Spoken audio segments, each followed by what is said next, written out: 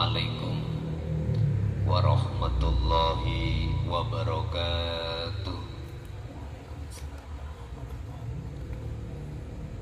Ila hadratin Nabil Mustafa Rasulillahi sallallahu alaihi wasallam wa ala alihi wa azwajihi wa dhurriyyatihi wa qarabatihi wa ahli baitihi wa ashabil kiram wa ila jami'il anbiya wal mursalin wal awliya wa syuhada wa salihin wa tabi'ina tabi'ina salihina ila yaumiddin, khususan jami'il arwah fi hadil majlis wa ghairahum wa ila abaina wa ummatina wa azdatina wa masyaikhina wa auladina wa azwajina wa dhurriyyatina wa ahli baitina wa jami'i man tabi'ana syai'ulillahi lana wa lahumul fatihah.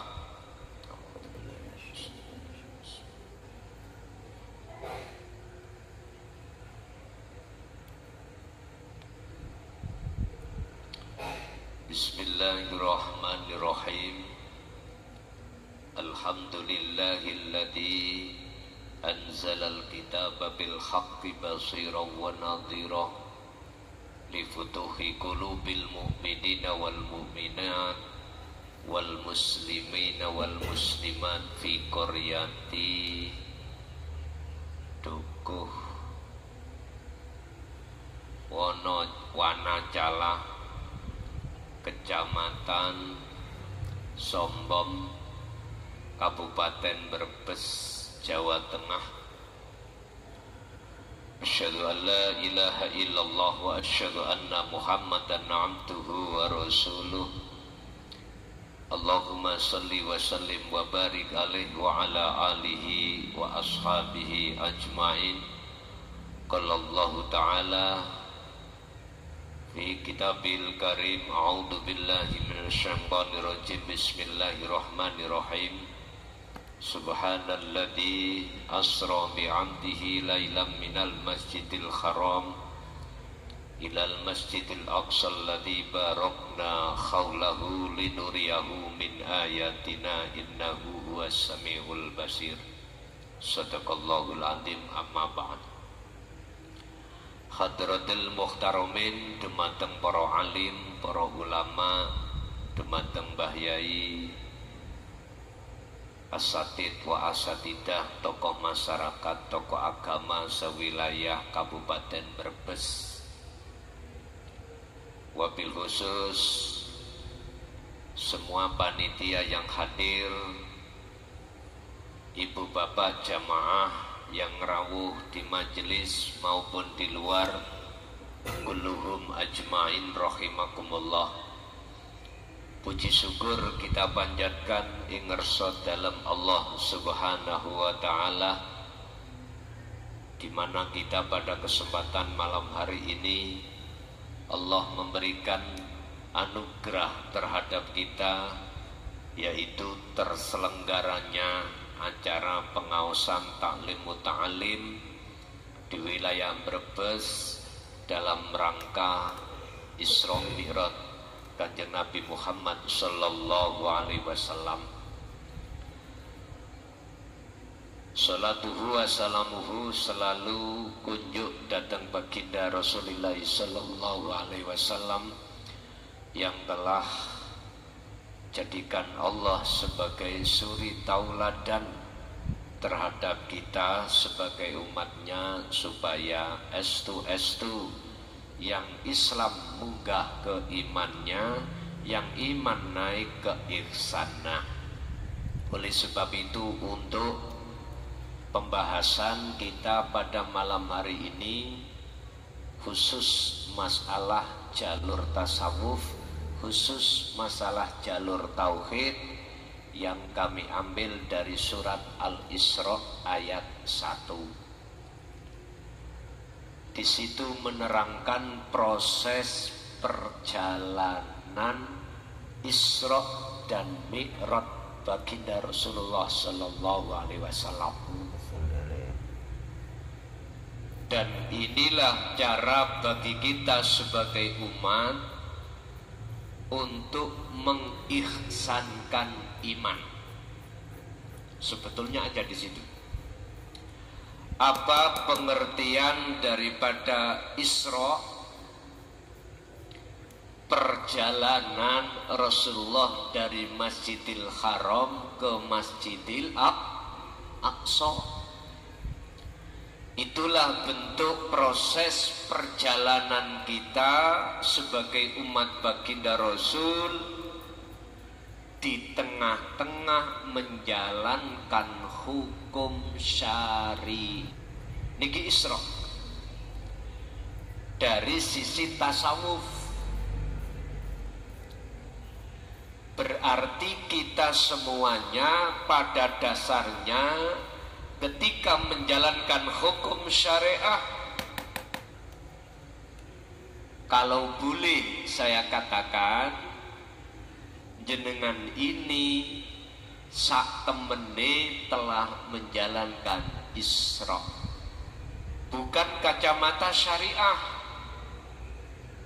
Kalau kacamata syariah, hanya beliaulah yang diperjalankan Allah dari Masjidil Haram ke Masjidil Aqsa, dari masjid ke masjid dunia ini. Masjidil Haram, masjid dunia. Masjidil Aqsa di Palestina juga masjid dunia. Ini perjalanan Rasulullah secara jasmani. Inilah perjalanan jenengan hakikate menjalankan hukum syar'i dari Islam ke iman. Ini. Tapi tidak putus di situ. Ada Mi'raj, yaitu perjalanan Rasulullah dari Masjidil Aqsa sampai ke Sidratul Muntaha. Ini harus meninggalkan dunia, Pak.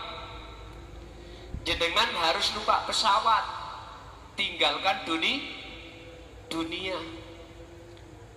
Siapapun Anda tatkala tinggalkan dunia dengan menaiki pesawat, semakin tinggi dunia akan terasa tidak ada. Asalnya besar, naik, kecil. Bahkan pada satu titik di mana wujud dunia itu tidak tampak. Kalau nggak percaya sampai numpak pesawat. Tapi pesawat ini tingginya itu terbatas.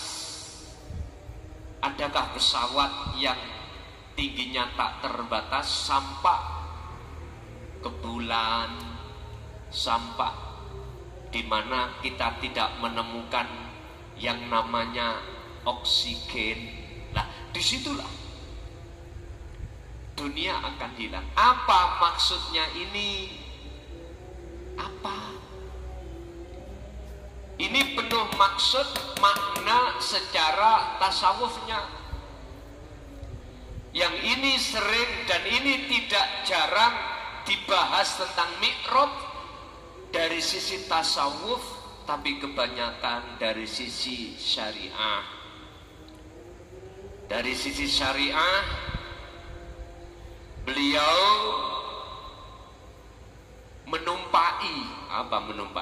menaiki namanya buraq. Yang buraq itu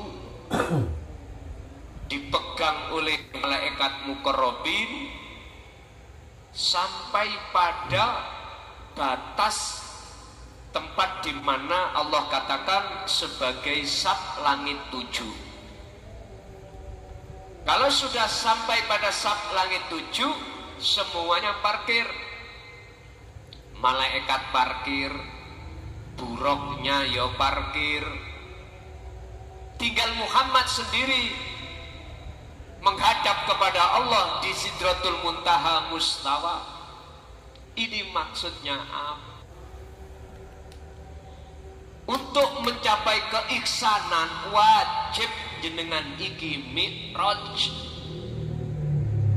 Bahasa Mi'raj kalau boleh saya katakan Di dalam surah Al-Kahfi ayat 110 Allah katakan, wa man kana yarju liqa'a rabbih, dan barang siapa di antara Anda semuanya ingin bertemu Tuhannya, maka dia harus melakukan dua hal. Pertama adalah falyamal amalan sholihan. Ini dari kalimah amalan sholihan, di dalam tafsir Muhakamah mengatakan perbuatan-perbuatan yang dilakukan oleh jasmani, berarti kembali lagi terhadap hukum syariat. Balik maneh, gak bisa sampai akan bisa paham. Gini Pak Bu, iblis itu yo gak takut dengan ahli ibadah, orang ahli ibadah al-ubad, gak takut sama sekali. Iblis itu juga gak takut terhadap orang yang ahli ilmu, belas gak takut. Karena apa? Ajazil sebagai penasehat malaikat yang nantinya akan disebut oleh Allah sebagai iblis, awalnya itu hamba yang paling alim daripada malaikat seluruhnya, karena beliau sebagai penasehat ahli ibadah. Lebih baik ibadahnya lebih tekun, lebih lama daripada malaikat-malaikat lain. Tapi oleh sebab iblis itu menentang, tidak mau melakukan perintah Allah yang berupa sujud hormat terhadap karya Allah dengan bentuk menciptakan Adam, bukan sujud kepada Adam, tapi diwajibkan untuk menghormat atas karya Allah dengan bentuk menciptakan Adam. Seluruh malaikat bersujud kecuali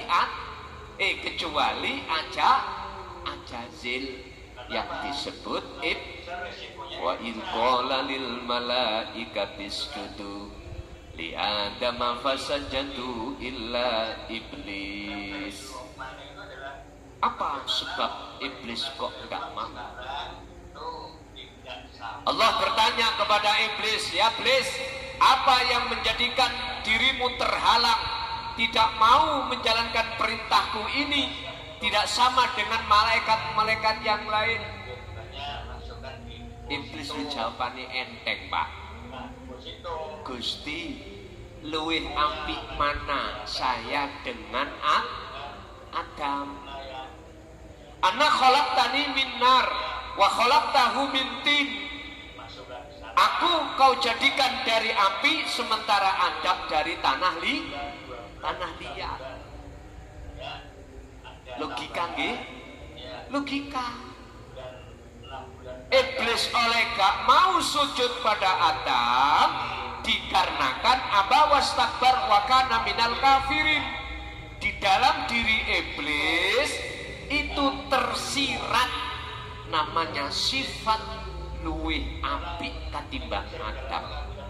Itulah takabur, sombong. Nah, iblis mengapa tidak takut terhadap ahli ibadah? Mengapa tidak takut terhadap orang ahli ilmu? Jikalau ahli ibadah al-ubad, jikalau ahli ilmu, di dalam dirinya ada sifat takabur. Contoh kula.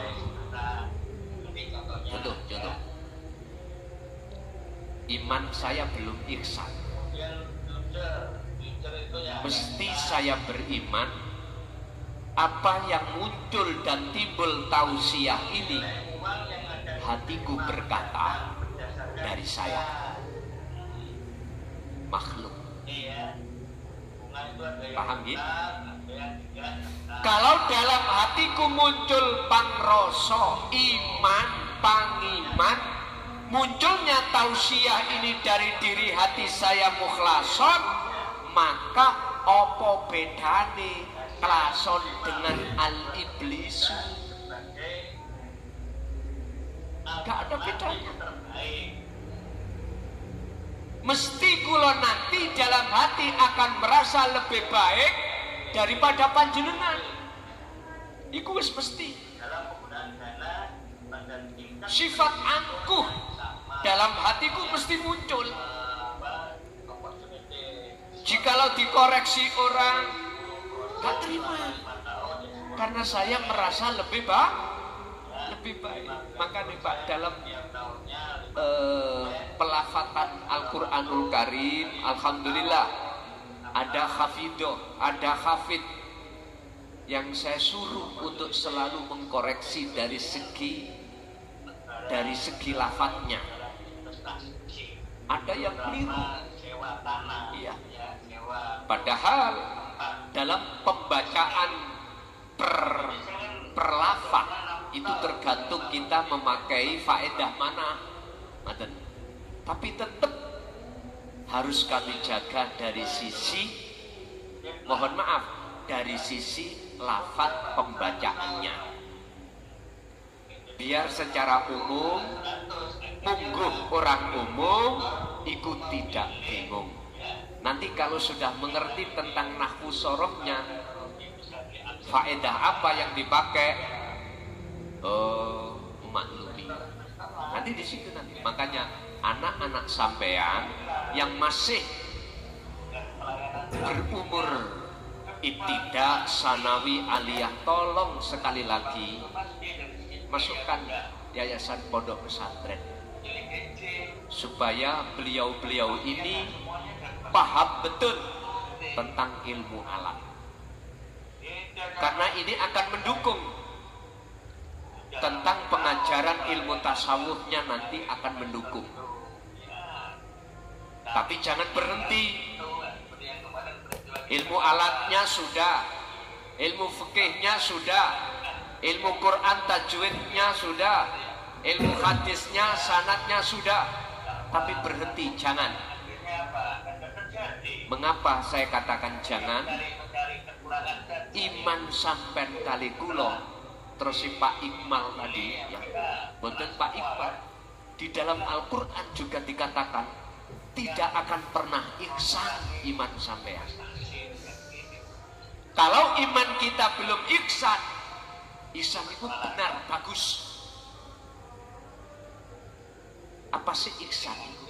Iman sampean kali kula niki dateng Allah murni, la syarikalah. Tidak akan beriman atau tidak akan menyerupakan sesuatu sama dengan Allah Subhanahu wa ta'ala. Contoh, saya tadi kok merasa dalam hatiku itu munculnya tausiah itu dari diri saya makhluk mukhlason, berarti saya sama dengan menyamakan saya dengan Allah. Padahal sumber semua apa yang muncul di dalam diri semua makhluk itu datangnya dari Allah yang ahad. La haula wala quwwata illa billahil aliyyil azim. Makhluk kita semuanya tidak punya daya upaya untuk bisa melakukan apapun, untuk melihat, mendengar, berucap, bergerak, nggak bisa. Semuanya datang semata-mata illa billah. Wallahu khalaqakum wa ma ta'malun. Semua makhluk iku ciptaane Allah, wa ma ta'malun lan apa wae segala apapun yang timbul dan muncul pada diri makhluk iku bersumber sangka Gusti. Loh, kok dalam hatiku iku beriman dari saya? berarti saya ini telah menyerupakan diri saya sama dengan Allah Subhanahu. Berarti saya bisa dikatakan orang yang telah menyekutukan Allah miturut kacamata ilmu tasawuf. Wes, iku nanti disebut di dalam kitab Darun Nafis syirik khafi. Saya telah hatiku teringgapi syirik khafi. Syirik sing halus niku lho Pak. Siapapun kita jikalau hati masih terikat oleh syirik khafi, mohon maaf, jangan harap iman kita bisa ihsan. Jangan harap kita ketika sholat bisa bertemu Allah, ketika kita ibadah apapun bisa bertemu Allah. Jangan harap, karena secara logis mengatakan apabila tadi itu tubuh saya dicancang oleh Pak Polisi di Mojokerto, dicagak, apa mungkin saya bisa hadir di Brebes? Gak mungkin. Seperti itu. Ruhaniyah sampean kali kula, kalau terikat oleh nafsu di dalam diri kita, bentuknya apa? Kalau kita terikat, munculnya keakuan rasa iman makhluk ini yang melakukan, itu sama halnya kita telah terbelenggu oleh nafsu kita masing-masing. Nggak bisa. Yang jelas akan muncul takabur, riya, hasud, iktimat dan lain sebagainya.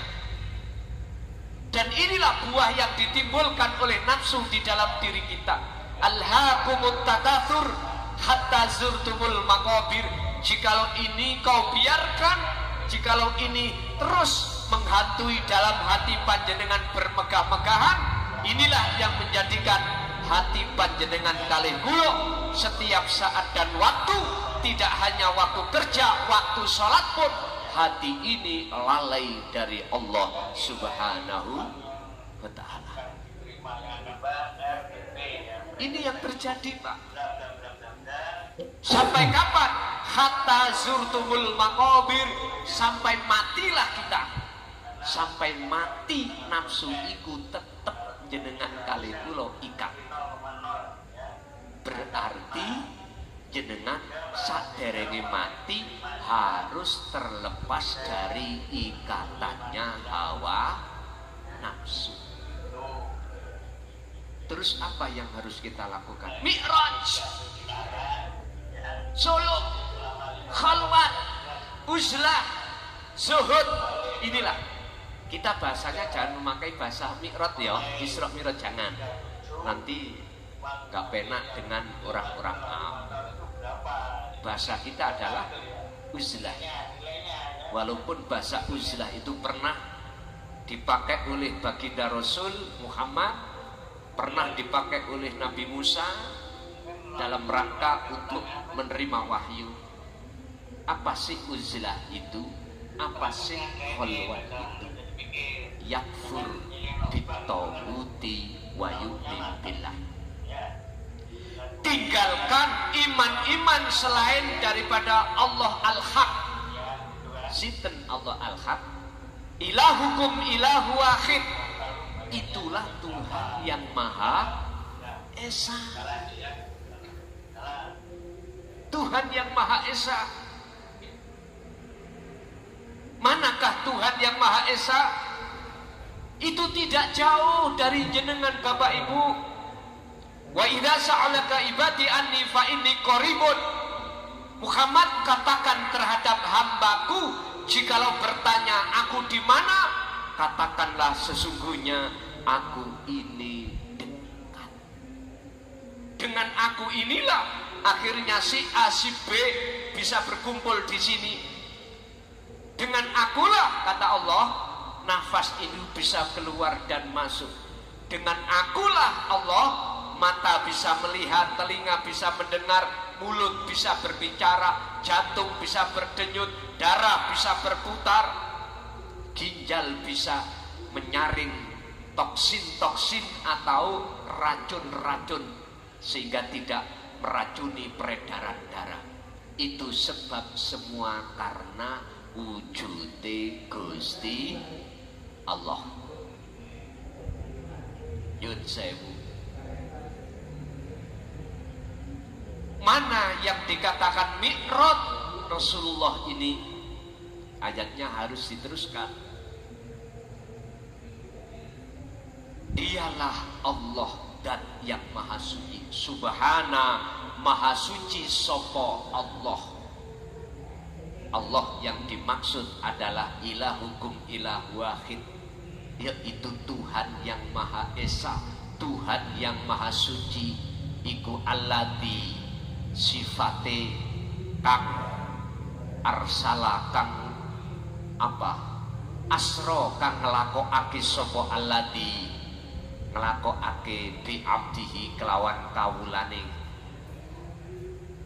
Allah, yaitu maksudnya Muhammad. Jenengan iki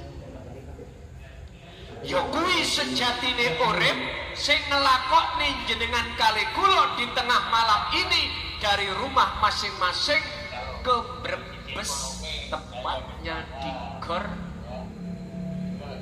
Dowir. Di Gor Dowir.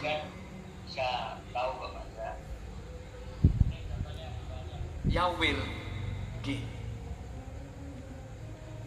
Urip iku dulur sing wonten diri jenengan sing nglakokno jenengan sampai dumugi gor ini. Orang kalau hatinya ihsan, mesti sebelum berangkat hatinya sudah koneksi terhadap Allah.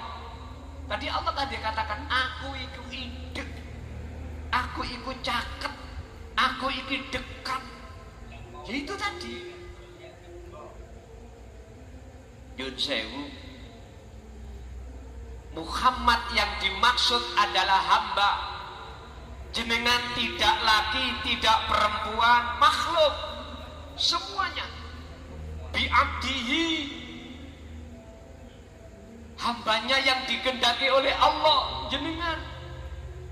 Lailan ing dalam waktu malam, di dalam waktu malam ini, mohon maaf, estu mohon maaf. Kalau jenengan wau ketika saat di rumah hati sudah yakin olehnya jenengan bisa sampai ke sini, hati jenengan iku yakin seyakin-yakinnya bahwasanya tidak ada Tuhan kecuali akunya Allah, berarti jenengan tadi mi'raj. Iku lho hakikate. Mi'raj berarti jenengan solo. Berarti jenengan telah melakukan uzlah. Uzlah itu ya Pak ya Bu, bukan harus mlebu kamar, ninggalno anak istri. Tidak hanya itu aja, terus berzikir pada Allah. Bukan itu aja. Jenengan walu berangkat, umpama anti sampean iku sudah berkembang, imannya menjadi ihsan, ihsannya sudah istiqomah, mesti ning ati jenengan itu merasakan kehadiran Allah yang memperjalankan jenengan. Akhirnya sepeda sudah tidak ada, mobil sudah tidak ada.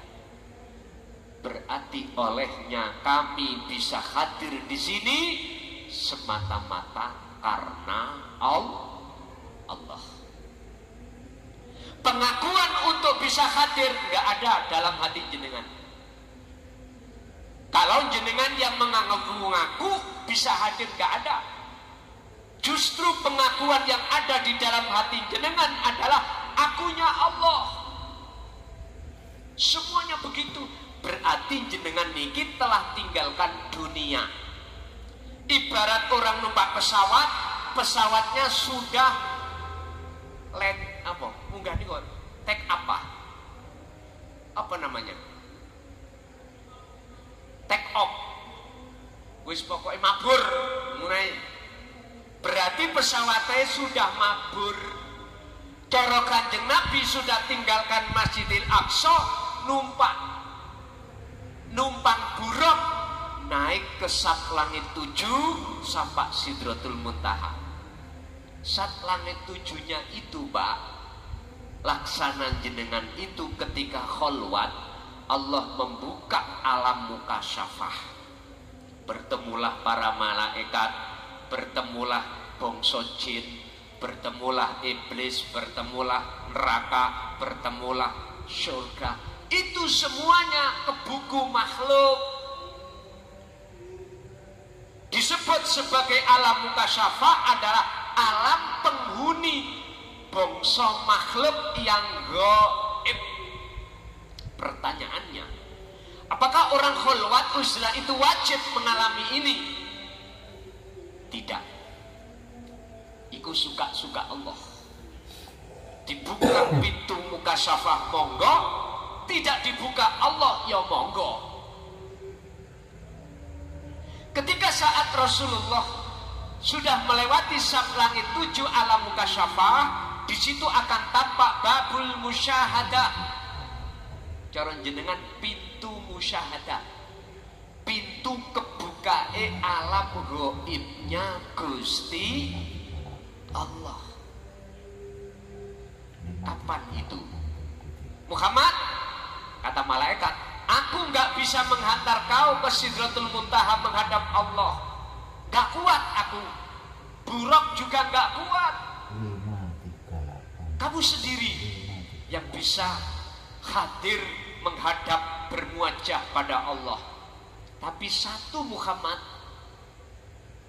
saya pesan, bacalah tahiyat ini.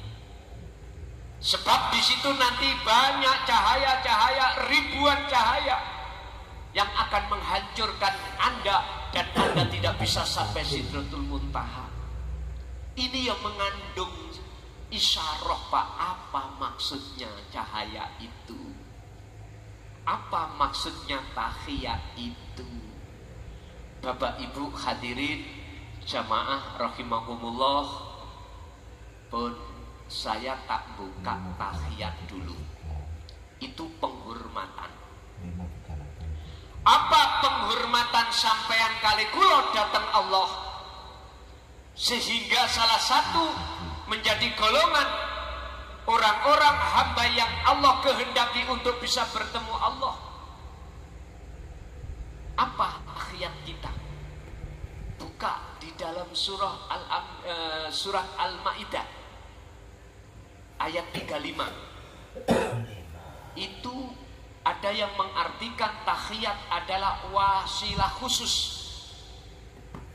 Wasilah ada yang mengartikan sebagai tali langsung hubungan hati sampai datang Allah.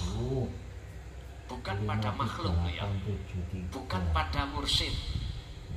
Mursyid makhluk A, mursyid B, B mursyid C, C mursyid D, dan sampai Z kanjeng bukan itu yang kumaksud. Ya ayyuhalladzina amanu taqullaha wabtaghu ilaihil wasilata wajahidu fi sabilihi. Wahai orang-orang yang beriman, bertakwalah kau kepada Allah. Artinya takwa di sini harus ihsan sampean. Harus ihsan. Tapi wabtaghu, kamu harus memperoleh, raihlah ilaihi untuk bisa mendekat dan bertemu Allah. Apa yang kita raih? Al-wasilata ing penghormatan, al-wasilata ing tali, al-wasilata ing jalan. Yang jalan itu khusus langsung pada Allah, tidak selain Allah. Wajahidu fi sabilihi, lalu berjalanlah kau menuju dan bertemu Allah. Berarti tahiyat penghormatan ini adalah tali khusus. Mana tali yang dimaksud khusus? Hubungan sampai langsung datang Allah. Ketika sholat, ketika zakat, puasa, ibadah murni atau tidak murni. Mana yang disebut tali langsung pada Allah? Dibuka di dalam surat Al-Anbiya 87. Tauhidnya la ilaha illa anta subhanaka inni kuntu minadz zalimin. Dalam ayat ini ada dua pengertian. Pengertian pertama, Allah itu sudah terasa dekat dalam hati jenengan. Kedua, jenengan merasa dolim selama ini selalu melalaikan Allah. Jenengan sudah sadar kalau selama ini kita telah imannya blontang. Sallu ala Nabi Muhammad. Blontang. Satu, percaya yang menciptakan dunia seisinya, langit itu adalah Allah. Lalu iman lagi malam hari ini, sapa sing ngaji yu? Ikhlason. Ati sampean ono iman bahwasanya munculnya tausiah ini dari kelason makhluk, berarti iman sampean iku double. Satu, iman nang Allah sing belum jelas, artinya belum jelas, belum ke akad. Dua, imannya kepada makhluk kelason. Nanti pulang, misali sepedai mogok gara-gara bensine entek. Cak kena apa? Mogok. Sebabe bensine habis. Jenengan imani napa? Bensin. Nggih mboten. Jenengan gak sadar kalau di dalam diri mukhlason, di dalam diri bensin, di dalam diri seluruh makhluk, innallaha bikulli syai'in muhit, telah Allah limputi. Oleh karena Allah melimputi inilah seakan-akan, seolah-olah makhluk itu bisa memberikan manfaat, bisa mendatangkan mudarat, seolah-olah. Sampai gak sadar kali kula. Bahkan iman kalau itu dari makhluk, lah inilah Pak, mohon maaf saya katakan iman kita itu menduakan Allah. Kita gak sadar kalau kita telah menyekutukan Allah. Nah, inilah kalau jenengan sudah mendapatkan wasilah atau tali khusus yang disebut sebagai tauhid la ilaha illa anta, munculnya dzikir sirul asrar, maka disitulah jenengan iki akan mendapatkan Allah kasih wasilah khusus, tali roh sampai langsung dateng Gusti. Fungsinya sirul asrar sering kubahas setiap konten, yaitulah intinya meniadakan makhluk yang berperan, lalu menetapkan hanya Allah yang berperan. Inilah Pak yang kumaksud wasilah. Inilah penghormatan. Bahasa syariat at-tahiyatul mubarakatus shalawatut thayyibatul lillah. Bahasa syariat. Bahasa tasawufnya adalah tali langsung hati jenengan datang Allah. Makanya mohon maaf bagi saudaraku yang ada di thariqah, tolong sekali lagi, tolong tanya wasilah langsung pada mursyid jenengan, pada Allah. Tanya langsung, wasilah saya pada Allah mana? Tanya. Beda loh Pak, kalau kita bicara wasilah secara syariah, beda. Lewat mursyid kita, dukuri mursyid kita, dukuri sugih sampak Kanjeng Nabi.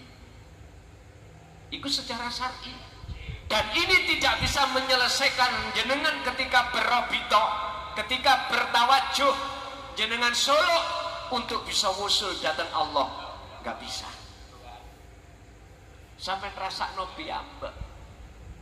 Berapa puluh tahun kita khususia, berapa puluh tahun ketika kholwat gak usul-usul pada Allah, berapa puluh tahun kita yang ada di syariat ataupun di thariqah gak bisa. Karena persoalannya jenengan kali kula belum mendapatkan wasilah.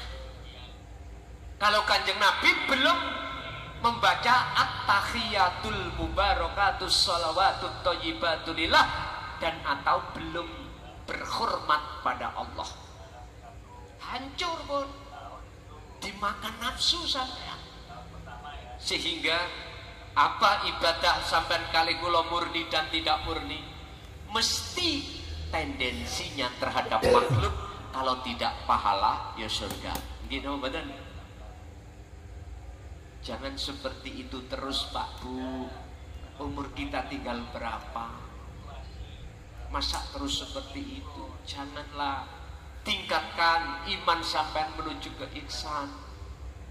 Bapak Ibu hadirin, ketika sampai iku estu sudah melaksanakan wasilah tersebut ketika uzlah atau suluk, ketika Rasulullah sudah membaca tahiyat kepada Allah, maka disitulah yang disebut Muhammad sudah berada di Sidratul Muntaha. Coron jenengan sudah di makom musyahadah. Tandanya bagaimana? Ammal arif la yarawna li anfusihim syai'an.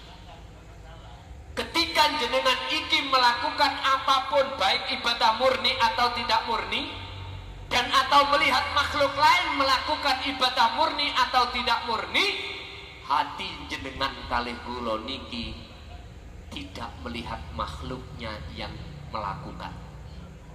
Hati sampean yang tertancap adalah keimanan hanya Allah lah yang bisa melakukan.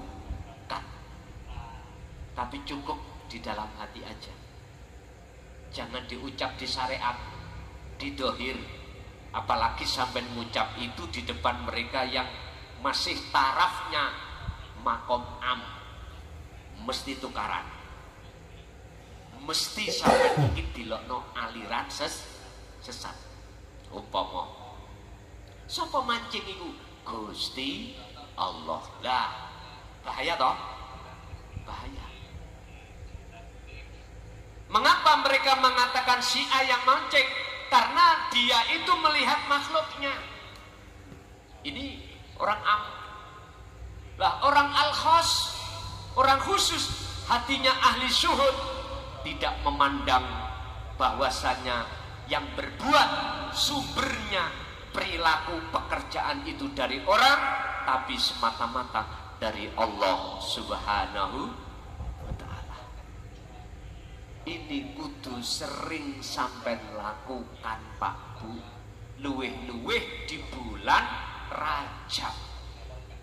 Karena di bulan Rajab mengkisahkan, menceritakan perjalanan Isra Mi'raj Kanjeng Nabi. Bila perlu sampai kuat di riyadhah poso, puasa di dalam Rajab ini. Gak kuat sampai maghrib tutup beduk. Misalnya beduk kruyuk-kruyuk, boleh Gus mangan, boleh. Penak toh? Penak. Wis jangankan sampai beduk, jam 9 sudah gak kuat melilit-melilit. Bolehkah saya makan? Boleh. Karena puasa sunnah. Gak apa-apa. Sing penting jenengan sudah niat untuk riyadhah puasa. Tapi wal azkar, yang terpenting adalah dikire ati sampean dengan memegang wasilah tadi untuk sampai pada Allah. Boten butuh waktu lama Pak Bu. Urusan jenengan iki ketemu Allah iku sak detik dalam aktivitas, 2 detik, 3 detik, 1 menit, 1 jam. Ini urusan Gusti. Jenengan jangan ikuti urusan Allah.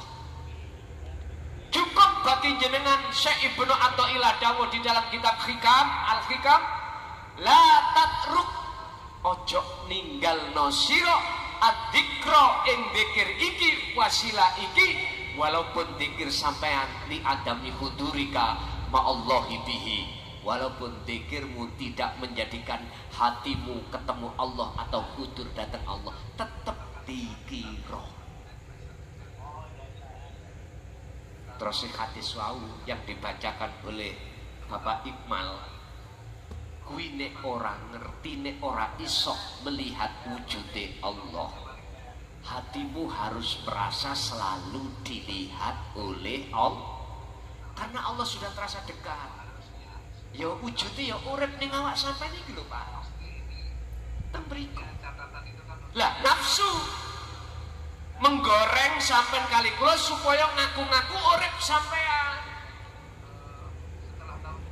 Kalau kita sudah terjebak di dalam apa? Pasangan nafsu ini, mesti jenengan akan ngaku-ngaku iki gerakku.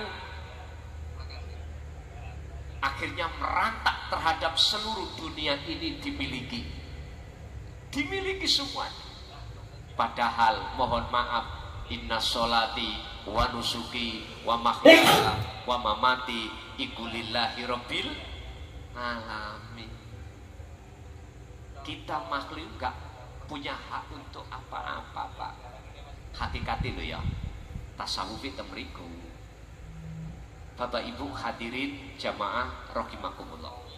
Pertama dikatakan jenengan ini dikatakan bertemu pada Allah, jenengan ini sudah tidak ada iman yang melakukan itu makhluk, sebab mungguh iman sampean selain Allah iku gak punya sifat wujud, gak punya. Kewujudan makhluk itu sudah tidak ada. Ini kita totok tenan lho ya. Eling-eling 2025 kami sudah tidak melayani untuk pengajian yang menginden 2025. Tapi yang menginden 2025 pada saat 2024 sudah kadung kami tulis tak layani. Seperti Brebes ini. Coba kok Brebes indene itu di tahun 2025 nggak tak layani. Karena saya ada tugas yang harus kami selesaikan terlebih dahulu. Pak, Ibu, mohon maaf. Kalau wujudnya selain Allah itu sudah tidak tampak dan nyata dalam hati jenengan. Yang kedua, bal yusyahiduna annal fa'ila huwallahu ta'ala. Yang nyata, yang tampak, yang melakukan adalah wujudnya Allah, yaitu urip. Inilah salah satu di antara tanda orang ini disebut ma'rifat atau bertemu Allah. Tadi saya katakan dalam surat Al-Kahfi ayat 110, syarat untuk bisa bertemu Allah, Anda harus falyakmal amalan sholihan. Artinya perilaku ruhaniyah sampai itu harus bagus terus di mata Allah, dengan bentuk selalu kholwat, dengan bentuk selalu dzikir. Itulah yang kumaksud ayat itu. Yang kedua, wala yusyrik bi'ibadati rabbi ahada. Jangan sekali-kali dalam hati jenengan menyekutukan Allah ketika saat jenengan kali kula beribadah apapun. Jangan menyamakan sesuatu dengan Allah Subhanahu. Artinya jenengan ketika melakukan apapun ojo ngaku. Wes titik. Justru ibatkan, tetapkan keakuane Allah, wujude urip di dalam diri jenenganlah yang melakukan. Inilah dua di antara tanda-tanda jenengan iki disebut sebagai orang yang makrifat atau ketemu Allah. Urusan berapa detik durasinya, berapa menit, berapa jam, ini urusan Allah.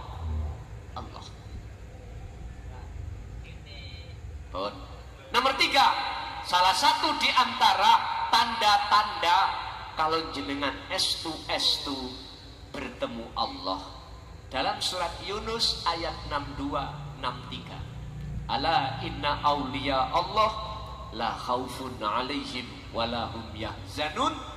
Mana orang-orang yang sudah tidak mudah takut dengan apa takdir yang akan Allah jadikan. alaihim walahum yahzanun, tidak merasa khawatir dengan apa yang sudah dan sebelum Allah datangkan. Gak ada, karena di dalam diri Anda sudah tiada. Sebab apa Anda sudah tiada? Sebab Anda sudah kembali ke asal Anda. Asal kita itu tidak wujud. Sekali lagi, asal kita makhluk itu tidak ada. Adanya sebab diadakan oleh yang ada, sehingga dijadikan nafsu untuk memaksa Anda merasa ada. Siapapun kita kalau masih merasa ada, jangan harap Anda akan tahu siapa sesungguhnya yang ada. Jikalau kau ingin tahu siapa sebetulnya yang ada, yaitu Allah dalam konteks wujudnya aku, kembalilah ke asal. Kalau Anda sudah kembali ke asal, berarti Anda tidak ada, nyatalah yang ada. Berarti yang bisa melihat wujudnya Allah itu Allah sendiri. Itulah yang disebut Qul huwallahu ahad. Allah itu esa, ada di situ. Hati jenengan selalu beriman semua yang memberikan manfaat dan mendatangkan mudarat datangnya semata-mata dari Allah Subhanahu wa ta'ala, tidak dari makhluk. Kalau nggak percaya, mohon dibuka dalam ayat 188 surat Al-A'raf, kalau nggak salah 188. Ini langsung pernyataan Rasulullah Muhammad Sallallahu Alaihi Wasallam yang disuruh Allah mengatakan, kul, katakan Muhammad, nopo Gusti yang ku katakan. Di dalam diri Muhammad, ini beliau, aku ini tidak bisa mendatangkan manfaat atau mudarat illa masya Allah, kecuali jikalau itu dikehendaki oleh Allah. Berarti jikalau Rasulullah Muhammad itu bisa mensyafaati terhadap umatnya, seakan-akan aslinya siapa? Allah sendiri. Sama dengan air ini loh Pak, sering saya katakan, air ini makhluk, seakan-akan bisa menghilangkan rasa haus, tapi aslinya yang bisa menghilangkan rasa haus adalah wujudnya Allah yang menguasai di dalam air ini. Dikasih Allah syafaat, lalu kita minum. Kacamata syariat melihat makhluknya, akhirnya imannya air. Kacamata hakikat melihat Allahnya, akhirnya imannya ahad. Inilah iman yang benar Pak, yang disebut sebagai ihsan. Kalau jenengan sudah disebut Allah sebagai hamba yang dikehendaki untuk bertemu Allah, bukan berarti hamba itu masih berlaku. Tidak, hamba sudah tidak berlaku, yang berlaku cuman Allah Subhanahu. Akhirnya boleh jadi dikatakan wujudnya Allah batin nyata, wujudnya Allah dohir yo nyata. Mana wujud dohire Allah? Berhubung nama makhluk itu sudah tidak ada, yang tadinya disebut Nurullah, maka wujud nyatane Allah dohir adalah dunia dan seisinya. Terep tutup beriku empun dipeksa dhisik. Luweh-luweh yang belum ada tanda-tanda bertemu Allah. Nah, terus piye carane saya lekas dan ketemu Allah? Lah ngoten nggih. Pun iki saya khusus ngomong bagi yang belum. Yang sudah, ya sudah, tinggal melancarkan aja, mengistiqomahkan aja. Gini. Wadhkur surat Al-Insan 2526 dan atau Surat Al-Ahzab ayat 41-42. Allah katakan, Muhammad, wadkur isma rabbika bukratan wa asila. Pagi, siang, sore, hatimu selalu berzikir pada Allah. Harus.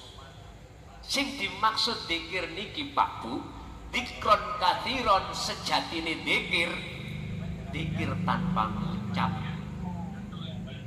tapi merasa, sadar, wujud sampai kali kulo hakikate ora wujud.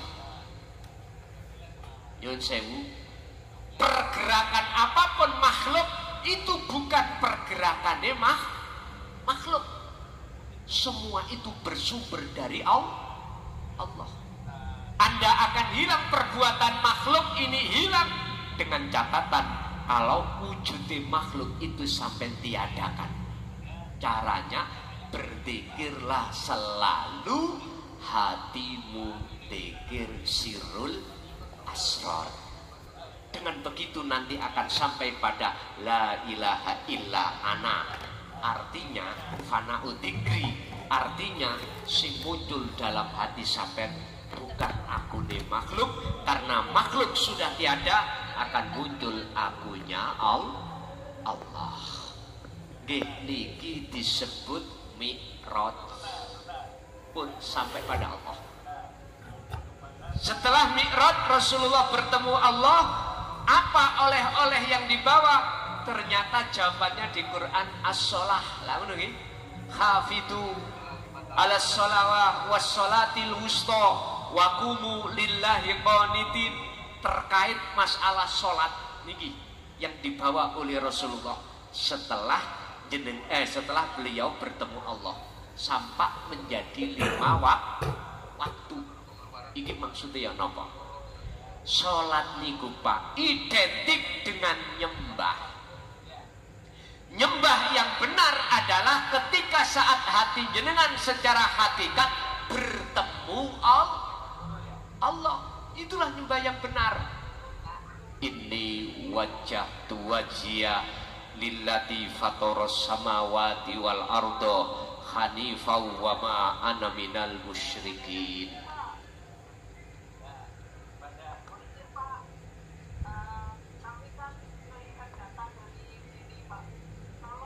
Hati jenengan, wajah hati jenengan itu harus menghadap terhadap wajah Allah. Hidup itu bukan terhadap sifatnya. Apa sifatnya? Lillati fataras samawati wal, bukan terhadap sifatnya lewat kuasanya. Di situ lillati fataras samawati wal ardo, samawati wal ardo. Artine nek salat ning ati ojo eling urusan dunya.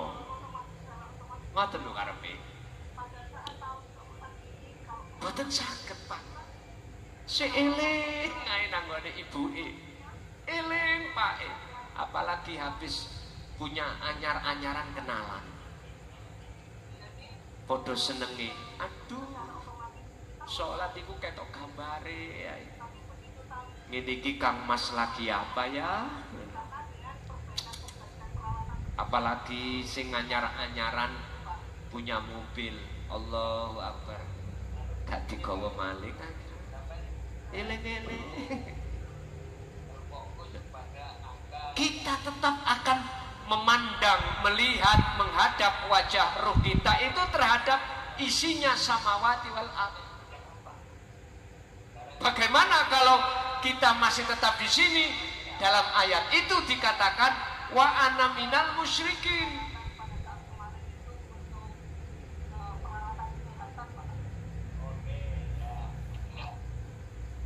Berarti kita termasuk menyekutukan Allah. Tapi jikalau betul-betul ini wajah tu panjenengan menghadap terhadap Allah, maka ada manafi di sini. Sebelum ana ada wama, ana, minal musyrikin. Dan saya sudah tidak lagi menjadi golongan orang yang menyekutukan Allah. Motivasi saya, janganlah kau mati dengan membawa persekutuan. Janganlah kau mati dalam hatimu masih ada syirik. Sekalipun itu syirik khafi. Syirik ini yang jarang dibahas di tengah saudara kita di syariat atau di thariqah. Jarang. Bahkan tidak pernah. Akhirnya jenengan kali kula waktu sholat, sok-sokan sholat. Sing penting gugur kuah. Ya Allah. Kalah arek TK. Jenengan iki lho brengose wis putih-putih. Rambutnya ya putih, makanya kula gondol.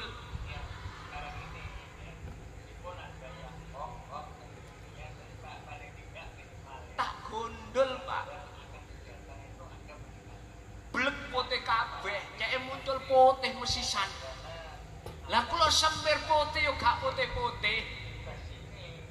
Sampai bingung. Kapsalane lho sampai bingung. Kula nyuwun, Pak sampai semir putih pun disopir dikerawamasi nggih, ndasku dikenyetan dilebokno kaya klebungan apa ya apa ngene. Adik sing ngramasi niku nggih wong wedok. Tapi mohon maaf wonten buntute berarti ben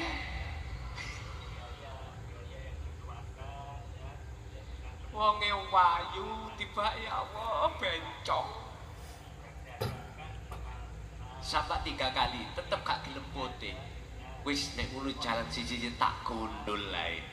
Ngene iki. Tanggal 1 Recep mulai tak gondol kala wingi. Stret. Enak isis lho. Ibu-ibu aja melok-melok gondol, Bu. Aja.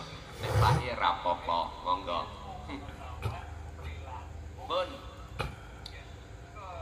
selama iman kita belum ihsan, selama kita belum ketemu Allah, nggak bisa Pak siapapun kita. Ketika sholat munajat bisa bertemu Allah, boten sakit, boten sakit. Wis jenengan kali kula nikilah yang sudah yastami'unal qaula, mendengarkan ajaran Allah di jalur dinu tauhid, sudah beriman, fayattabi'una aksanahu, dan melaksanakan zikir. Ketika jenengan sudah dikasih Allah wasilah, tali khusus, jalankan. Wadkur isma rabbika bukratan wa asila.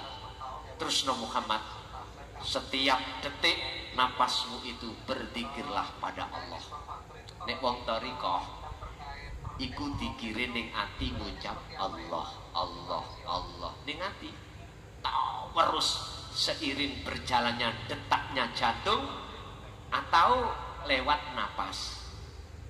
Tapi mboten saged Pak jikalau tidak dibawakan wasilah khusus langsung nang Allah, yaitu dzikir sirul asrar. Maka ditulung jenengan yang berthariqah, lekaslah wabtaghu ilaihil wasilah, raihlah wasilah khusus ini,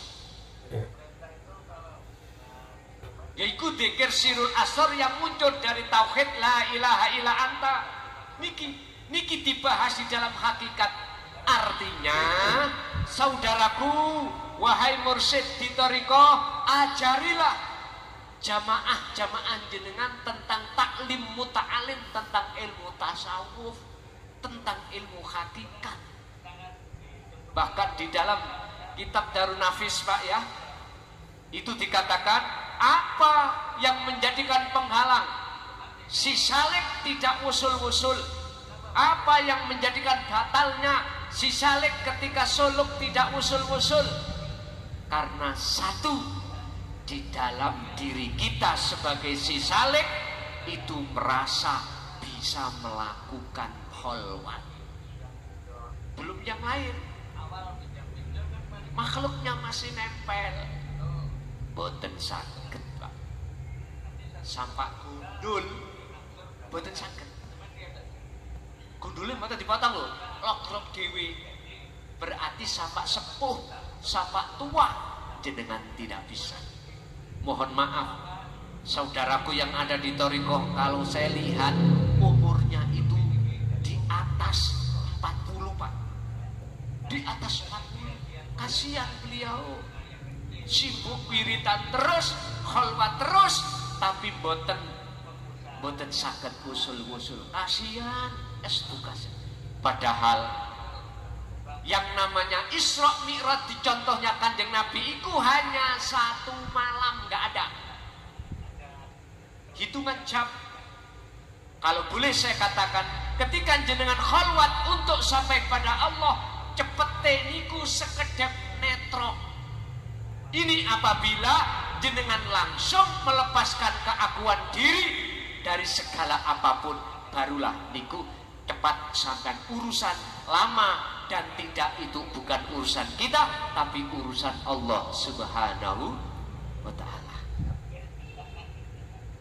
Oh, dados jenengan sing belum carane jenengan terus lakukanlah dzikir sirul asar itu di setiap aktivitas panjenengan. Cukup hati jenengan aja. Tapi bagi jenengan yang sudah wusul,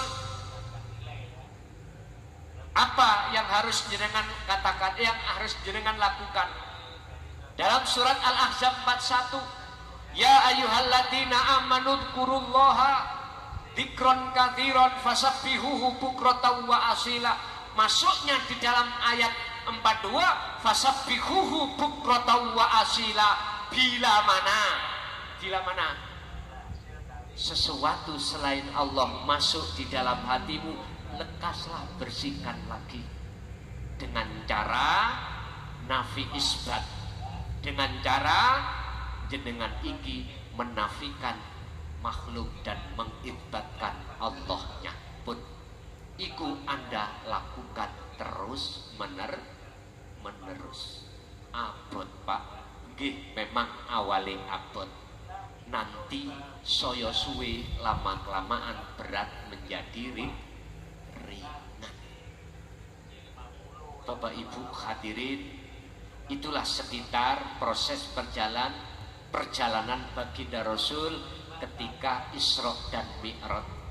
Mi'raj adalah proses perjalanan ruhaniyah, tinggalkan selain Allah. Berarti kita meninggalkan alam dunia menuju alam akhirat. Liman kana yarjullaha wal yaumal akhirah wa dzakarallaha katsiran. Al-Ahzab 21 sebagai teladan Kanjeng Nabi.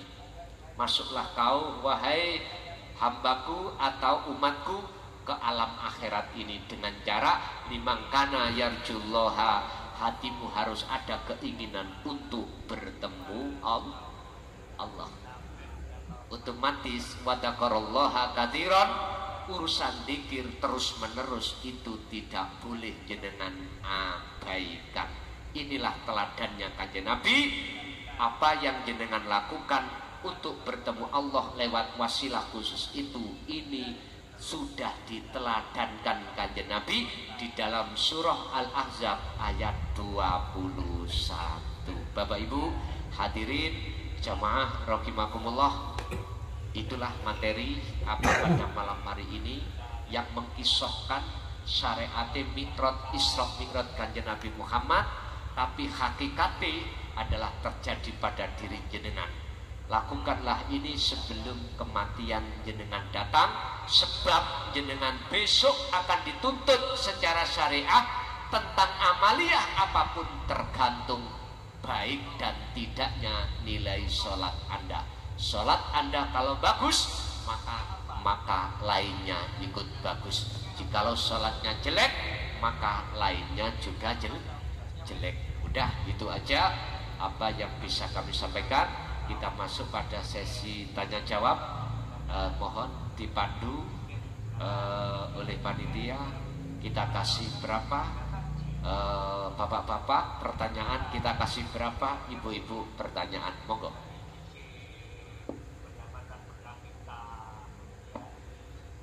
Assalamualaikum warahmatullahi wabarakatuh.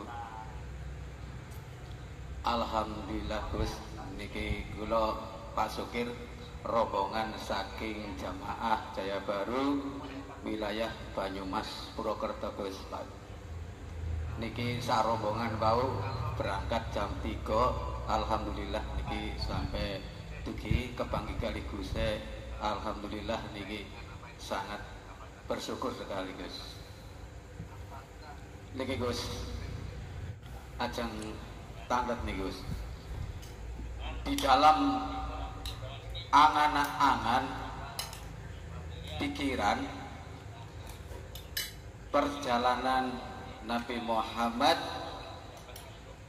dalam Isra Mi'raj menika, pada saat apa Nabi Muhammad selama ini mungkin banyak yang tidak tahu. Umpamanya lagi turu lah apa lagi angon wedhus, lho kok maro-maro diperjalankan Isra Mi'raj. Yang kedua, yang diperjalankan Isra Mi'rajnya Nabi Muhammad niku jasadnya saja apa ruhnya saja, dan apakah dua-duanya ruh dan jasad? Makaten Assalamualaikum warahmatullahi wabarakatuh. Waalaikumsalam warahmatullahi wabarakatuh. Dalam posisi apa ketika Rasulullah ini dimi'rajkan, di-Isra dan Mi'rajkan Allah, atau dalam diri kita dalam posisi bagaimana kita dimi'rajkan Allah? In arada syai'an ayyakula lahu kun fayakun. Kalau kita bertanya di posisi yang bagaimana, itu urusan Allah. Tapi kita harus ingat dalam surat An-Nur ayat 35. Siapakah yang dimi'rajkan Allah? Siapakah yang dalam hatinya Allah kasih atau dinyalakan nur ma'rifat Allah? Nurun ala nurin yahdillahu li nuri mayyasha. Mayyasha. Yang Allah nyalakan nur ma'rifat itu hanya hamba yang Allah kehendaki. Terserah Allah. Di saat apapun monggo kersa. Kalau bahasa syariah yang mengkisahkan Kanjeng Nabi, ini ulama khilaf. Sebagian pendapat ketika Rasulullah leyeh-leyeh. Tahu leyeh-leyeh? Apa leyeh-leyeh itu?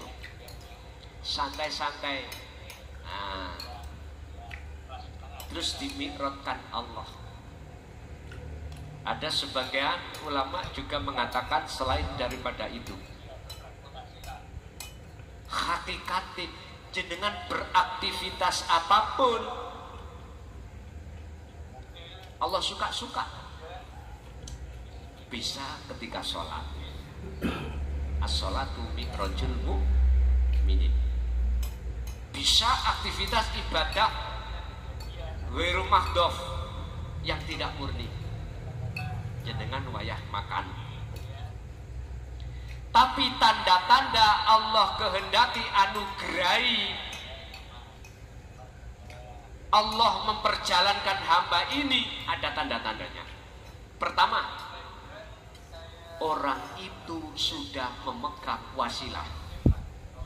Bukan wasilah secara syariah, tapi secara hakikiah. Tali bukan hablum minan nas, tapi langsung hablum minallah. Yaitu wahwa adzikru bisiril asrar. Tandane jenengan sudah mengerti dan ada dalam hati jenengan dzikir sirul asrar. Kedua, melaksanakan. Tidak hanya jenengan iki yastami'unal qaula, akan tapi fayattabi'una aksanahu, melaksanakan. Inilah jenengan iki uzlah ketika saat jasmanian jenengan dahar. Inilah Allah nanti akan yang menyalakan hamba nur makrifat di sini. Dengan maksud apa nur makrifat dinyalakan Allah dalam hati jenengan? Dengan maksud untuk menghilangkan wujud selain Allah. Sebab al-kaunu, kata kitab Al-Hikam, al-kaunu minal mukawwana zulmatun aila maujudun. Al-kaunu utawi makhluk iku zulmah, asli sifatnya iku peteng. Maksudnya peteng la maujudun, aya adamun, tidak wujud asline. Sing wujud iku Allah. Kuwi ngomong tas iki wujud lah penerko jenengan.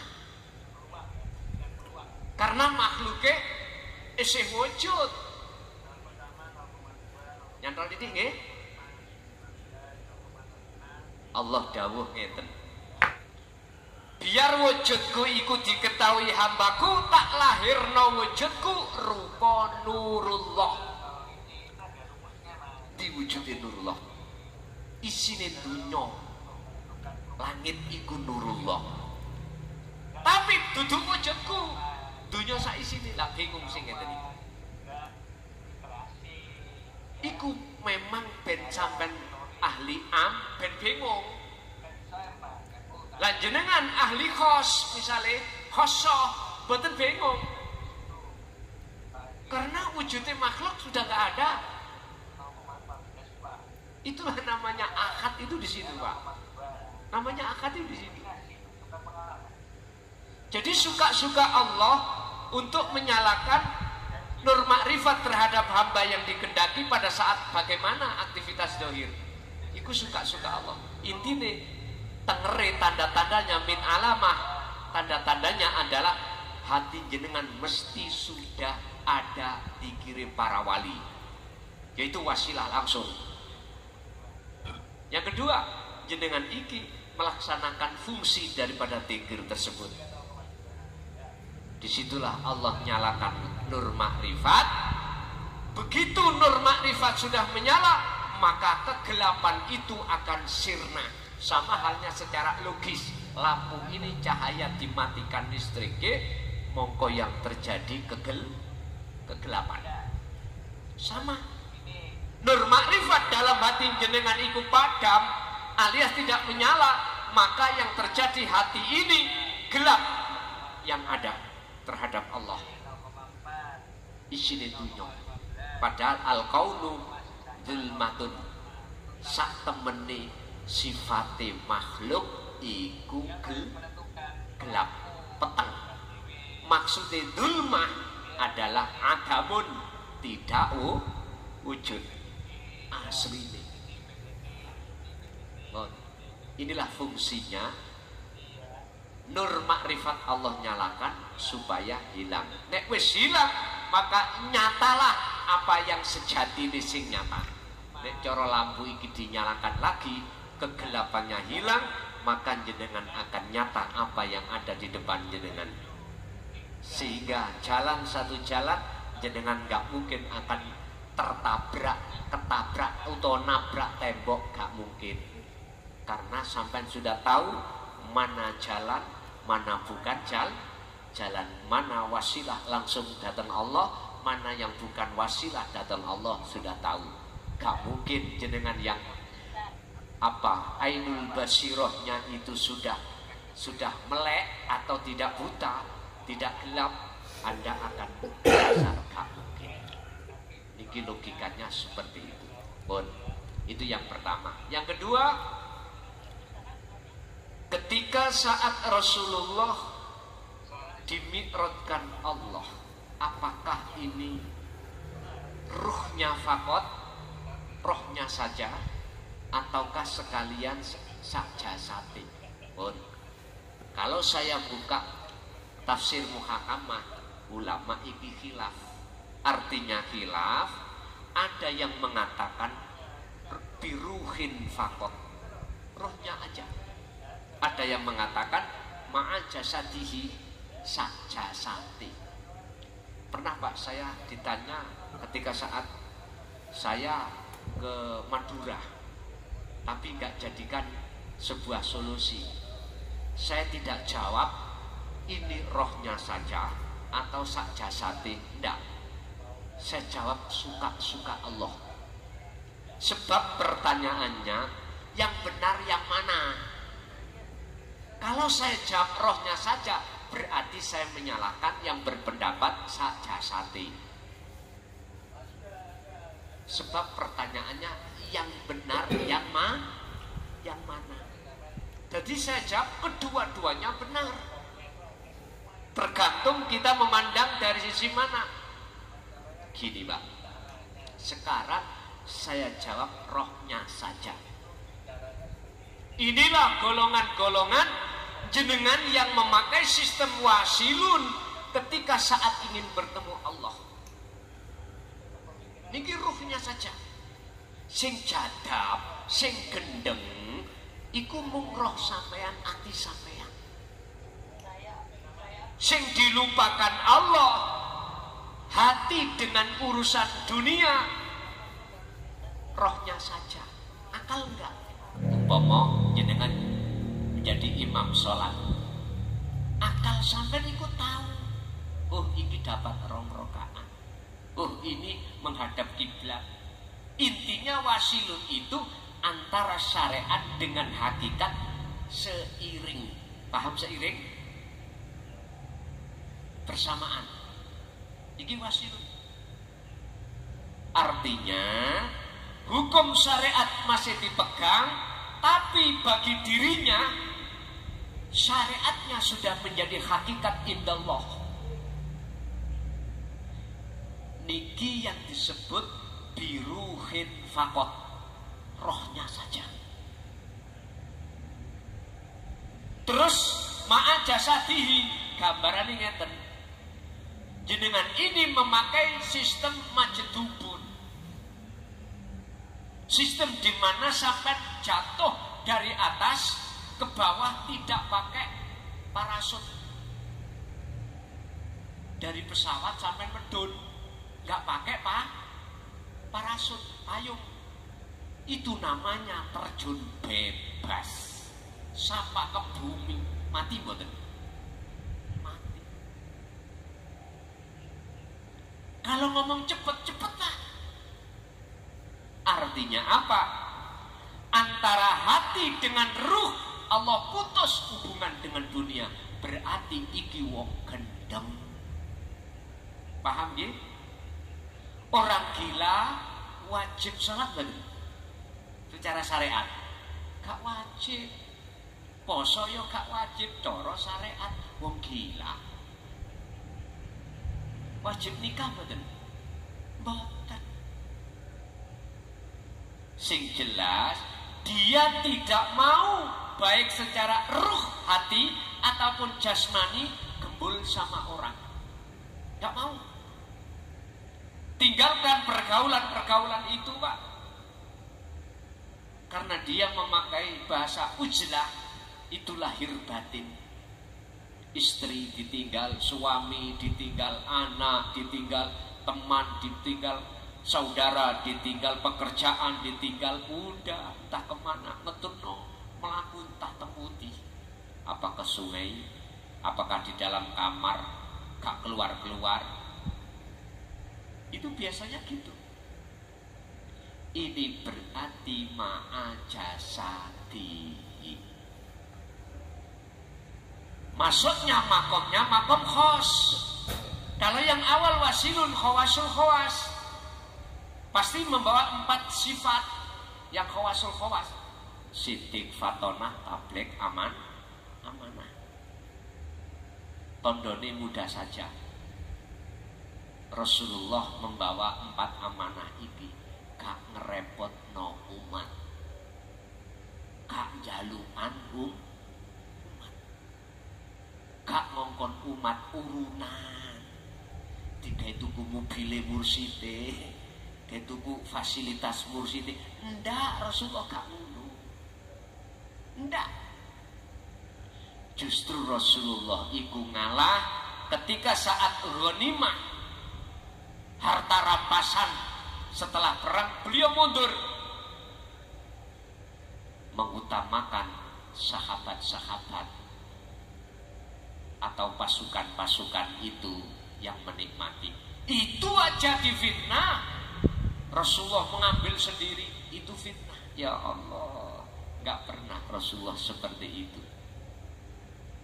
Jenengan kalau betul-betul diletakkan Allah khawasul khawas kema'rifatani, gak mungkin jenengan repot no jamaah.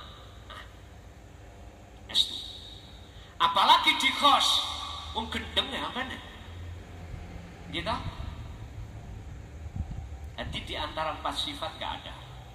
Tablek yonda, wis pokoknya jenengan menang. Akhirnya keluarganya mengambil kesimpulan, oh si A gendeng, ayo dibawa ke rumah sakit jiwa. Dibawa ke sana ya nggak bisa waras pak, jadab. Dohir batin, hati saakali, apa sih jadab itu? Misai Allah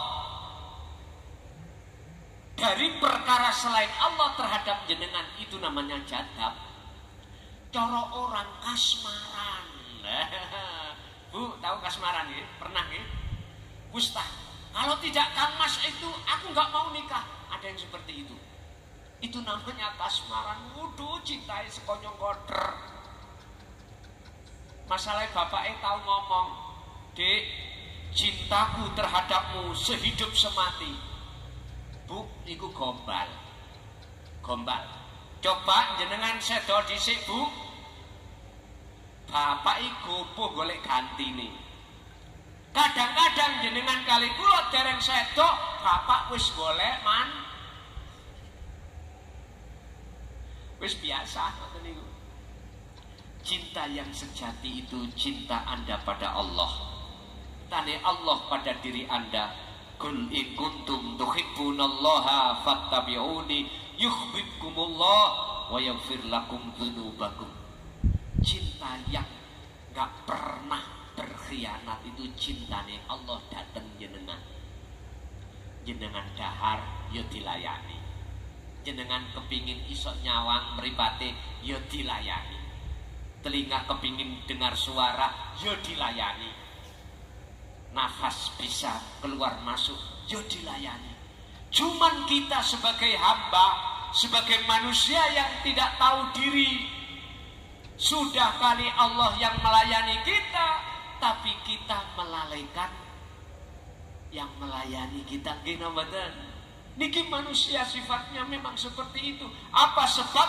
Karena kita ditutupi oleh kepentingan nafsu dalam diri kita, akhirnya kita terhijabi oleh yang maha melayani kita.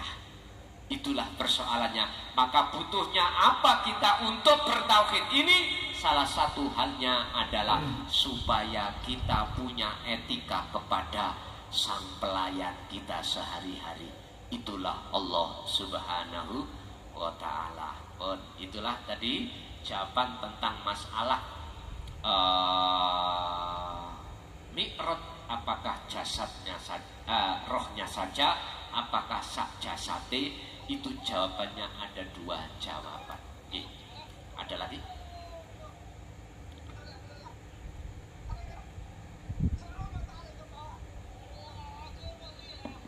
Assalamualaikum warahmatullahi wabarakatuh.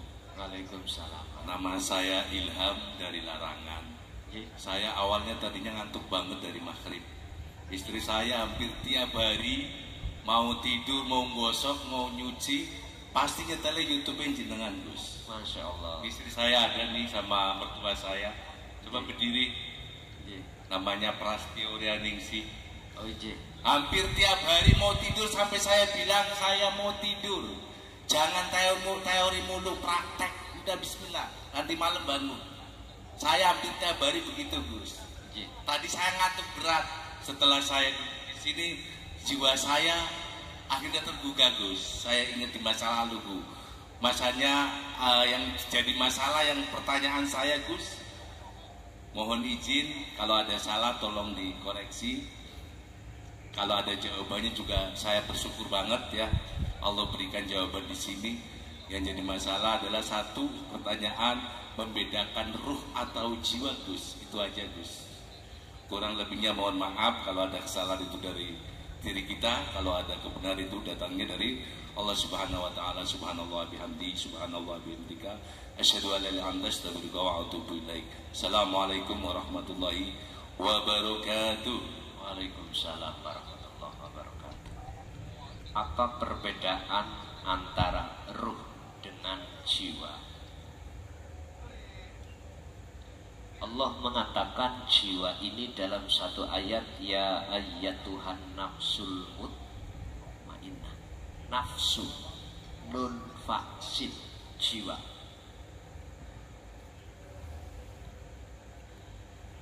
Di situ ada ya nida, ya memanggil. Ya ayyatuhan nafsul mutmainnah. Mengapa dipanggil oleh Allah? Irji'i, ini kan amar. Kembalilah kau, he nafsu, ila rabbiki, maring Tuhanmu. Mengapa asbabun nuzulnya Allah mengatakan irji'i? Karena roh itu masih kotor, akhirnya disebut jiwa. Karena ruh sampai kali kula niku duduk di takholi, ngaku-ngaku makhluk siapa. Itulah yang disebut jiwa atau nafsu. Nafsu artinya adalah diri. Nafsun, diri. Berhubung diri ini duduk di takholi,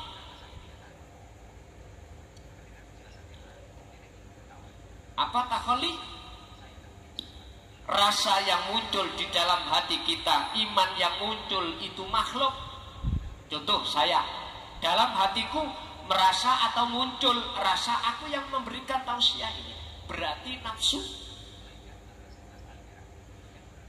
Atau disebut roh yang kotor, disebut nafsu. Irji'i, umpama diomono, son ndang baliyo nang pangeranmu, lho ngoten lho. Umpama contone kula wae. Aja kok aku. Munculnya apa? Tausiah di dalam dirimu. Aja kok aku, son. Tapi akokno iku tekone saka aku Allah. Maka aku harus duduk di tajalli namanya.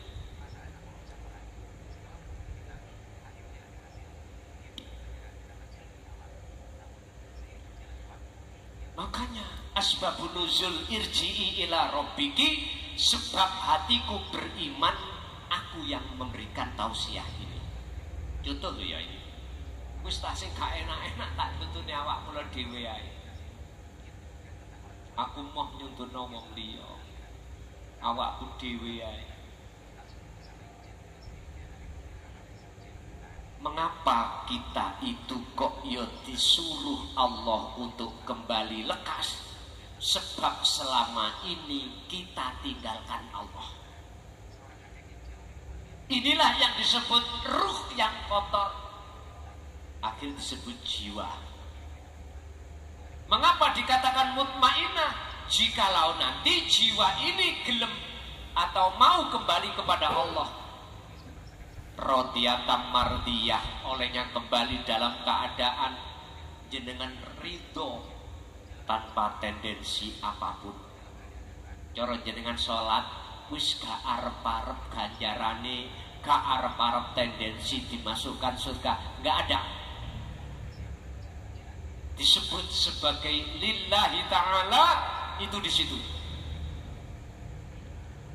Kalau kamu betul-betul nafsu, kembali kepada Tuhanmu, fadkhuli fi ibadi wadkhuli jannah. Dimasukkan Allah di dalam golongan hamba yang di surga. Artinya surga, hamba yang bertemu Allah. Ketika jenengan kali kula estu sudah melakukan pembersihan dari takholi menuju tajali, namanya tengah-tengah tahali, mohon maaf, ini disebut ruh.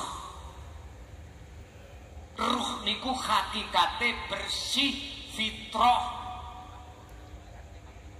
Gak ada ceritanya nek wis disebut ruh iku kotor. Ruh iki bersih. Kalau sudah bersih ruh dari pengaruh nafsu, maka itulah yang dimaksud Allah, hamba yang Allah kehendaki untuk bertemu Allah. Akhirnya ruh, nama ruh itu tiada, akhirnya jenenge urip. Jenengan kesini nek ka ono roy saken dugi mriki ya. Halo. Tapi jangan sebut ruh iku makhluk lo ya. Anda akan mengatakan ruh bukan makhluk manakala nama ruh itu sudah tiada. La ibsarun wa mubsarun wa basarun. Nama ruh si Salik sudah tidak ada. Nama Khalik yang sampai hadap Allah itu tidak ada. Nama Aidul Basiro, mata hati untuk melihat Allah, sudah tidak ada. Nama apa? Anda gak bisa menyebut nama, sebab nama itu masih di luar. Janganlah kau sembah namaku, sifat daku, tapi sembahlah aku. Wa aqimis sholah lidzikri, tegakkanlah sholat semata-mata untuk mengingat anak aku. Berarti perbedaannya nafsu atau jiwa adalah ruh yang kotor. Dikatakan ruh itu ruh yang sudah fitrah. Kullu mauludin yuladu alal fitrah. Setiap bayi yang dilahirkan ke dunia itu keadaannya fitrah. Maksudnya ruh belum kecampuran urusan-urusan kesenangan dunia. Ini. Jadi, ada lagi? Monggo, wah, wis kadung ngadeg mau. Ya mari ngono ganti ibu. Blok ibu nanti. Assalamualaikum warahmatullahi wabarakatuh. Waalaikumsalam warahmatullahi wabarakatuh. Kulo saking disuruhan acara Gus nami kulo subhan. Niki masih berkaitan tentang nafsu atau jiwa. Kita semua tahu syahadat lisan. Apakah ada syahadat jiwa? Terus apa? Dan yang kedua, apakah ada syahadat hati, biar hati kita itu bisa mendapatkan nurullah. Dan keduanya sering terjadi di kalangan kita, menjisimkan Allah pada manusia yang lain. Padahal tadi sudah menyebutkan jangan bilang Allah diucarakan, cukup di dalam hati. Pada salah paham Gus pangapura singkata niku kula nyuwun jawabane supados kula saged di antara tadi syahadat jiwa dan syahadat hati. Kalau syahadat lisan insyaallah satu hari berapa kali kita menyebut asyhadu alla ilaha illallah wa asyhadu anna muhammadar rasulullah. Matur suwun. Assalamualaikum warahmatullahi wabarakatuh. Waalaikumsalam warahmatullahi wabarakatuh. Apakah ada syahadat jiwa atau hati, atau ada yang mengatakan syahadat roh? Dengan hujah apapun, dalil apapun, Saat ini saya jawab ada. Golongan am sampai kapanpun tidak akan pernah bisa menerima. Saya ulang. Walaupun kami memakai segudang hujah terkait syahadat jiwa atau hati atau ruh itu ada, golongan kita yang masih di am sampai kapanpun gak akan pernah bisa menerima. Sebab syahadat itu adanya asyhadu an la ilaha illallah wa asyhadu anna muhammadar rasul, disebut syahadataini. Aku bersaksi sesungguhnya tidak ada Tuhan selain Allah, dan aku bersaksi sesungguhnya Muhammad itu adalah utusan Allah. Pun saya tidak mengurangi rasa hormat terhadap saudara-saudara saya yang masih pahamnya di syahadat syariah atau jasmani. Tidak. Tapi saya mohon izin sedikit kami tak mengurai. Barangkali bisa diterima.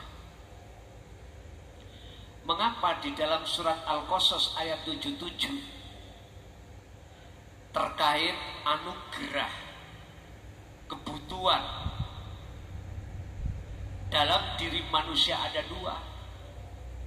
Wabtaghi fima ataqallah darul akhirah, urusan ruhaniyah pada Allah. Wala tansa nasibaka minad dunya, dan urusan terhadap manusia yang ada kaitannya dengan dunia jangan kau tinggalkan. Artinya berarti manusia itu ada jasmani, ada rohani. Dalam pendidikan Islam ada syariat dan hakikat. Cuman oleh karena kita, mohon maaf, mulai kecil dicekoki, mulai kecil didoktrin, mulai kecil dididik hanya ilmu syariah saja, maka ketika suatu saat ilmu hakikat dituangkan, la yu'minun, gak percaya. Kebanyakan kita seperti itu. Makanya tadi mana sih yang disebut Islam yang kafah, yang sempurna itu? Ketika Islamnya sudah sampai pada ihsan, pada makrifat, baru sempurna. Kalau toh ada, saya kembalikan kepada diri Anda. Apa sih makna bersaksi itu? Atau menyaksikan? Menyaksikan siapa Anda? Ya Allah. Lah ngoten toh. Asyhadu an la ilaha illallah. Sekarang saya kembangkan, Allah yang mana? Udah Pak, kita diem. Gak bisa. Sebab aku punya dasar. Tafakkaru fi khalqillah wala tafakkaru fi dzatihi. Dzate Allah aja dipikir ning pikiran makhluke. Lah ngoten to. Lanjane yang kita buat mikir itu akal. Mestinya hati yang harus dibuat angan-angan, tafakkur, baru ketemu. Kita mengambil hadis, Quran, walaupun secara syariat, tergantung Anda maknani dari mana. Jenengan maknani walaupun syar'i, jadi ini ya syar'i. Walaupun syar'i, nek sampai ambil dari sisi tasawufnya, jadi hakikat. Bersaksi itu wajib dikatakan sah. Yang menyaksikan tahu siapa yang disaksikan. Namanya dzikir, eling, ingat, wajib ketemu dulu. Bagaimana mungkin saya dikatakan ingat, lawang aku nggak tahu bertemu. Contoh, saya dengan Pak Iqmal. Taruh saja saya tidak pernah bertemu orangnya bagaimana, sifatnya bagaimana. Saya ditanya sama teman Brebes, Son, aku punya teman namanya Pak Iqmal. Oh iya. Terus apa? Roh wong iki, eling wong iki. Oh aku belum pernah ketemu. Apa bisa saya ingat, oh begini Pak Iqmal itu gini, orangnya gini. Bisa enggak? Enggak bisa. Dikatakan dzikir, dikatakan ingat manakala Anda betul-betul sudah bertemu Allah. Sesungguhnya kita pernah bertemu Pak, cuman edok-edok gak pernah, alias lupa. Sebab saking suwene jenengan tinggal no. Akhirnya Quran ngelingno. Alastu birabbikum qalu bala syahidna. Dibukalah yang namanya dinu tauhid. Akhirnya jenengan di hati ingat, oh iya. Begitulah. Berarti yang bersaksi harus tahu siapa yang disaksikan. Siapa Allah sebetulnya? Ternyata tidak jauh dari kita. Lewat ilmu, amal, istiqomah, akhirnya mendorong hati sampai bersaksi dengan benar. Muhammadnya juga begitu. Makhluk, semua makhluk bisanya bergerak karena digerakkan oleh Allah. Berarti statusnya makhluk iku Rasulullah, utusane Allah, digerakne dening Gusti. Nah, itulah Muhammad. Itulah betul syahadat jiwa atau syahadat hati, syahadat ruh. Boleh saya katakan ini nanti ketika saat jenengan betul-betul ashadunya ini wajah tu wajia, Muhammadnya ini dengan Allah sudah tiada, disebut syahadat tunggal, la ilaha illa ana. Disitulah, inilah yang disebut sebagai makrifat. Sudah matur suwun atas semua atensi dari Bapak Ibu yang sudah masuk pada malam hari ini, mulai awal sampai akhir. Semoga apa yang Allah berikan menjadikan satu ilmu yang bermanfaat, barokah terhadap keluarga kita dan anak putu kita ila yaumiddin. Lahumul Fatihah.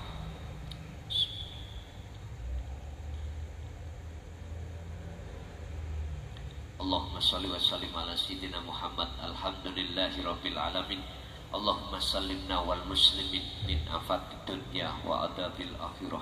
Allahumma ja'alna auladana wa dzurriyyatina wa ahli baitina ya Allah, min ahli dzikrika ya Allah, wa min ahli ta'atika ya Allah, wa min ahli ma'rifatika ya Allah. Nawwir qulubana binuri ma'rifatika ya Allah.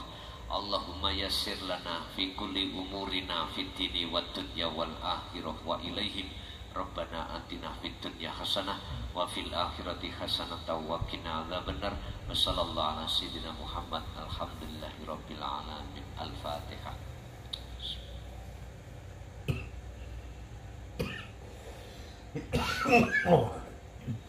Kurang lebihnya mohon maaf. Akhirul kalam. Assalamualaikum warahmatullahi wabarakatuh.